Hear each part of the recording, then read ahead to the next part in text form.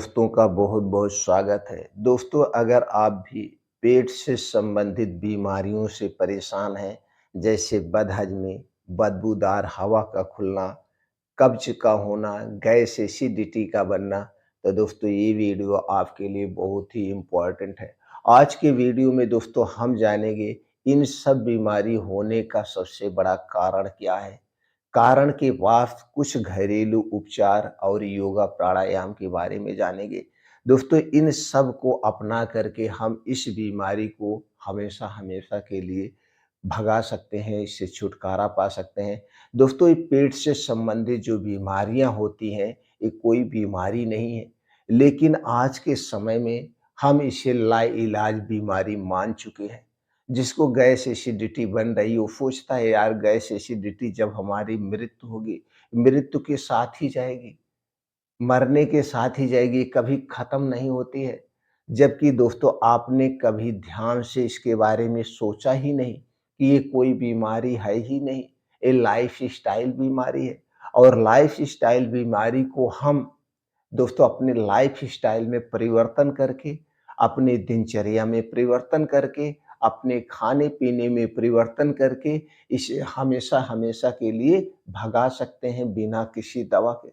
दोस्तों, अगर आपको आज गैस एसिडिटी बन रही है, आप डॉक्टर के पास जाते हैं, तो डॉक्टर के पास जाते हैं, तो इसके लिए आपको 1 हफ्ते की दवा कम से कम 1000-500 की हो जाती है। इसमें आपको पेंटाप्राज़ोल, डोमपेरिडोन, डीएसआर आप रोज़ सुबह 1 कैप्सूल खा रहे हैं। ये दोस्तों 15 से 20 रुपए में 1 कैप्सूल आता है। एंटासिड सिरप पी रहे हैं, एंजाइम का सिरप पी रहे हैं, तमाम चीज़ें ऐसे आप खा रहे हैं।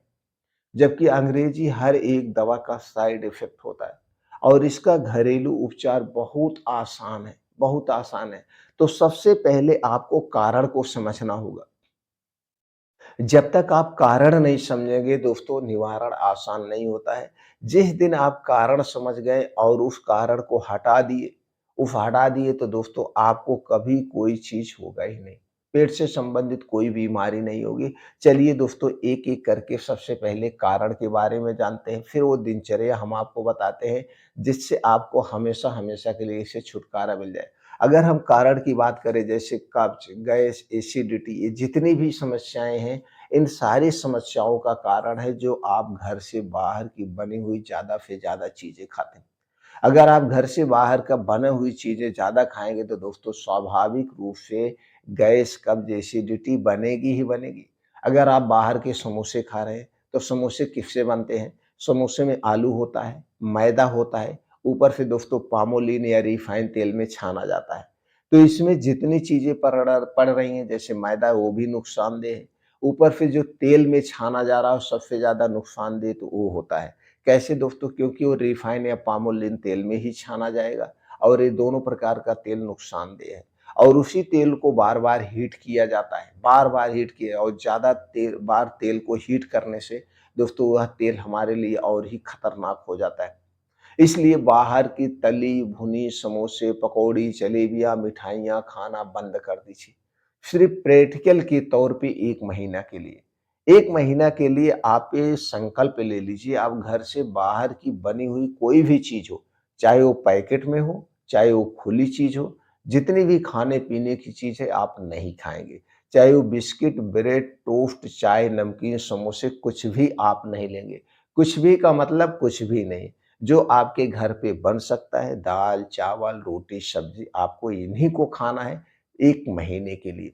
जब आप 1 महीने के लिए सारी चीज़ें आपको छोड़ देना है, छोड़ेंगे 1 महीने के लिए, तो इससे गैस, कब्ज़, एसिडिटी ही नहीं है। दोस्तों, आपके शरीर में अगर कोई और समस्याएँ हैं, जैसे थायराइड की समस्या है, आपको दोस्तों ब्लड प्रेशर बढ़ा हुआ है, ब्लड शुगर बढ़ा हुआ है, कोई भी समस्या आप देखेंगे, जो उसके लिए आप मेडिसिन ले रहे हैं, उस मेडिसिन की मात्रा कम होते जाएगी, क्योंकि आपका शरीर अंदर से स्ट्रांग होता जाएगा, निरोगी होता जाएगा। तो दोस्तों आपको क्या करना है, बाहर की कोई भी चीज़ आपको नहीं खाना है, नहीं खाना, सबसे बड़ा कारण तो यही है। दूसरा है आपके शरीर की एक्टिविटी का ना होना। दोस्तों, ये जो आज के समय में हम कहीं पे भी आते-जाते हैं, कभी भी थोड़ी देर पैदल नहीं चलते हैं।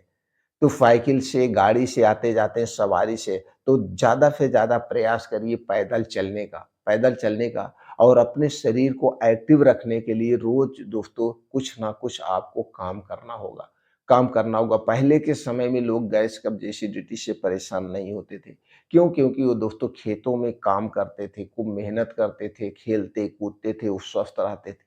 और 2 चीज़ें आपको नहीं खाना है, चीनी से बना हुआ कोई प्रोडक्ट नहीं लेना है, मैदा से बना हुआ कोई प्रोडक्ट नहीं लेता है। चीनी, मैदे से बनी हुई जितनी भी चीज़ें हैं, चाहे वो खुली चीज़ें हों, चाहे पैकेट की चीज़ें, आपको नहीं खाना है। अगले 1 महीने के लिए आपको खुद प्रैक्टिकल के तौर पे देख लेना। ये चीज़ें हैं। अब दोस्तों इसके अलावा अब आपको करना क्या है? ये आप करके देखिए। 1 महीने आपको करना है, 1 महीने में रिज़ल्ट आपके सामने आ जाएगा। उसके बाद आप कंटिन्यू अपने आप बढ़ाते जाएँगे। 1 महीने के लिए आप अपने शरीर को कष्ट देना है। तो सबसे पहला काम क्या करना है? गरिष्ठ भोजन नहीं लेना है, ख़ास करके रात के समय में। आप अपने घर का बना हुआ खाना खाइए। तो सबसे पहला काम जो करना है, रात के समय में गरिष्ठ भोजन नहीं लेना है, देर रात को नहीं खाना है। रात का खाना आपको सूर्य डूबने के 1 घंटे के पहले खा लेना है या सूर्य डूबने के 1 घंटे बाद खा लेना है। दोनों में से सबसे पहला विकल्प है सूर्य डूबने के 1 घंटा पहले अगर आप खाते हैं तो अति उत्तम है। नहीं तो अगर आप सूर्य डूबने के 1 घंटे के बाद खाते हैं, तो एकदम हल्का खाना खाएँगे, नाम मात्र खाना खाएँगे, सिर्फ़ मुँह जूठा करने भर का खाना खाना है। अगर 1 घंटे पहले खा रहे हैं और 1 घंटे बाद खा रहे हैं, तो उसी हिसाब से आप 2 से 3 घंटे के बाद सोने जाएँगे, तुरंत आपको नहीं सोना है। तो दोस्तों जब आप 10 बजे तक सोने जाएँगे, तो आपकी अच्छी-सी नींद पूरी हो जाएगी और नींद बहुत ज़रूरी है। अब आपको सुबह उठना है। जब आप जल्दी खा लेंगे तो दोस्तों सुबह आप जल्दी जग जाएँगे। तो जल्दी जगने का मतलब है 4 से 5 बजे आप उठ जाइए। उठने के बाद अगर आपको बहुत ज़्यादा गैस एसिडिटी बन रही, बहुत ज़्यादा कब्ज़ के शिकार हैं, तो दोस्तों 1 से 2 गिलास गुनगुना पानी करिए, गर्म पानी करिए और हो सके तो उसमें आधा नींबू निचोड़ लीजिए गर्म पानी में। लेकिन अगर नींबू आप पी रहे हैं गर्म पानी में, तो दोस्तों आपको ये ध्यान देना होगा बहुत ज़्यादा गैस एसिडिटी तो नहीं बनती, अगर एसिडिटी बहुत ज़्यादा बन रही तो आप नींबू का प्रयोग नहीं करेंगे। सिर्फ़ आप गुनगुना पानी 1 से 2 गिलास पी लीजिए। पीने के बाद थोड़ा इधर-उधर टहल लीजिए, टहलने के बाद अब आप जब फ्रेश होने जाएँगे तो आपको दोस्तों तुरंत खुल के पेट साफ़ हो जाएगा। अब इसके बाद अब आपको डेली 2 घंटे क्या करना है, ये आपको ख़ास करके ध्यान देना है। अभी हम आगे और बात करेंगे। तो दोस्तों डेली 2 घंटे आपको क्या करना है, कम से कम 5 से 6 किलोमीटर का मॉर्निंग वॉक करना है, वो भी तेज़ गति से। अगर आप युवा हैं तो आप दौड़ लगाइए, नहीं तो आप तेज़ गति से मॉर्निंग वॉक करिए। मॉर्निंग वॉक के लिए ऐसा स्थान सेलेक्ट करिए जहाँ पे मिट्टी हो, हरी घास हो, उस पे नंगे पाँव करना है। नंगे पाँव के कई बेनिफिट्स होते हैं। एक तो दोस्तों जब आप नंगे पाँव घास पे चलते हैं, तो वहाँ छोटे-छोटे मिट्टी के कंकड़ होते हैं या कुछ होते हैं, वो पैर में चुभते हैं, एक कुप्रेशर का काम करता है। और ऊपर से जो ओस की बूँदें पैर में लगती हैं, उससे दोस्तों हमारा शरीर बहुत ही ज़्यादा एनर्जेटिक महसूस करता है, उसके बहुत सारे बेनिफिट्स हैं। मॉर्निंग वॉक कंप्लीट करने के बाद वहीं बैठ के कुछ आप योगासन करिए, एक्सरसाइज करिए, दंड बैठक करिए, सपाट मारिए, बीम चूमिए, शीर्षासन करिए, वज्रासन करिए। ये सारी चीज़ें आप कुछ कर सकते हैं अपने शरीर की एक्टिविटी के लिए। और अंत में दोस्तों आपको 15 से 20 मिनट अनुलोम-विलोम करना है, 15 से 20 मिनट कपालभाति करना है और 15 से 20 मिनट का ध्यान करना है और ये सारी चीज़ें आप खुले आसमान के नीचे करेंगे। तो खुले आसमान के नीचे करने से हमारे शरीर में सूर्य की किरणें की रोशनी लगती है और इस सूर्य की रोशनी में दोस्तों विटामिन डी प्रचुर मात्रा में होता है। हमारे शरीर में कभी विटामिन डी की कमी नहीं होगी, हमारी इम्यूनिटी स्ट्रांग होगी। इतनी चीज़ें आपको ये डेली रूटीन में करना है और ये करने के बाद आप कई सारी बीमारियों से दूर रहेंगे। अब दोस्तों आप अपने घर पे खाना कैसे खाएँगे, विशेष ध्यान देना है। आपको फाइबर वाली चीज़ें ज़्यादा लेना है, जिसमें फाइबर वाली चीज़ें पाए हों, यानी कि 70% आपका जो खाना होगा नेचुरल चीज़ों पर आधारित होगा। नेचुरल चीज़ों की बात करें तो दोस्तों हरी साग-सब्जियाँ, ये जो मौसमी हरी साग-सब्जियाँ हैं इन्हें ज़्यादा लेना है, अनाज की मात्रा कम लेना है। अनाज में हमें सिर्फ़ गेहूँ और चावल ही नहीं खाना है, इसके अलावा ज्वार, बाजरा, मक्का, चने की रोटी, ये आपका रागी की रोटी, ये मिक्स ले सकते हैं। ये कभी-कभी इसको भी बदल के लिए ये मोटे अनाज में दोस्तों फाइबर सबसे ज़्यादा पाया जाता है और फाइबर लेना बहुत ज़रूरी है। तैली हुई चीज़ें, चिकनी चीज़ों से आपको दूर रहना है। ये आपको करना है अपने खाने में। इसके अलावा डेली हमें 1 से 2 फल खाना है। डेली 1 से 2 मौसमी फलों का सेवन करना है।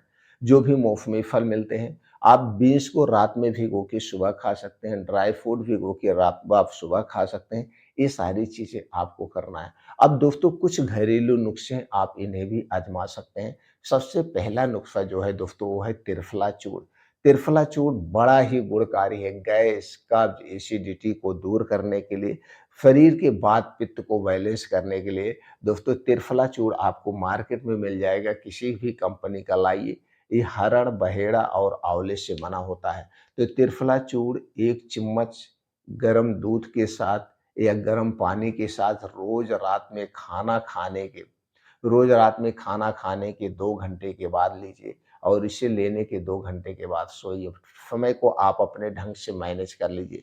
रोज़ रात को जब दोस्तों आप त्रिफला चूर्ण लेते हैं, तो सुबह आपका पेट खुल के साफ हो जाएगा, गैस, एसिडिटी दूर हो जाएगी और दिन भर आप स्वस्थ और निरोग रहेंगे। तो सबसे बढ़िया है त्रिफला चूर्ण। त्रिफला चूर्ण का कोई साइड इफ़ेक्ट नहीं है। हाँ, अगर आपको डायरिया है, डिसेंटरी है, गर्भावस्था में या स्तनपान कराते समय इनका सेवन करने से थोड़ा-सा बचना होगा या आप अपने डॉक्टर की सलाह पे ले सकते हैं। बाकी त्रिफला चूर्ण का कोई नुकसान नहीं है और सबसे उत्तम ये रसायन है दोस्तों त्रिफला चूर्ण। दूसरा आपको घर पे आप अपना तैयार कर सकते हैं। रोज़ सुबह दोस्तों खाली पेट अदरक पानी का सेवन कर सकते हैं। अदरक पानी दोस्तों बनाना बहुत ही आसान है और बहुत ही इफ़ेक्टिव है। दूसरा है दोस्तों दूसरे तरह का पानी आप तैयार कर सकते हैं। जैसे कि आप एक ले लीजिए दोस्तों 2 कप पानी और इस 2 कप पानी को गैस पे चढ़ा दीजिए। इसी में आधा चम्मच जीरा डाल दीजिए, आधा चम्मच आप इसमें डाल दीजिए आपका धनिया हो गया, आधा चम्मच सौंफ डाल कर के और इसी में थोड़ा-सा 2 चुटकी आप अजवाइन डाल के इस पानी को बढ़िया से उबाल दीजिए। ये पानी उबलते-उबलते जब पानी आधा रह जाए तो दोस्तों रोज़ सुबह खाली पेट भी पी सकते हैं या दिन भर में 1 से 2 बार कभी भी पी सकते हैं। इससे गैस, कब्ज़, एसिडिटी सब दूर हो जाएगी। आपको इसके लिए दवा लेने की ज़रूरत नहीं पड़ेगी। लेकिन ख़ास करके आपको अपने खाने-पीने पे विशेष ध्यान देना होगा। ये दोस्तों लाइफ़स्टाइल बीमारी है, तो लाइफ़स्टाइल बीमारी को आप लाइफ़स्टाइल में बदलाव करके आप कर सकते हैं।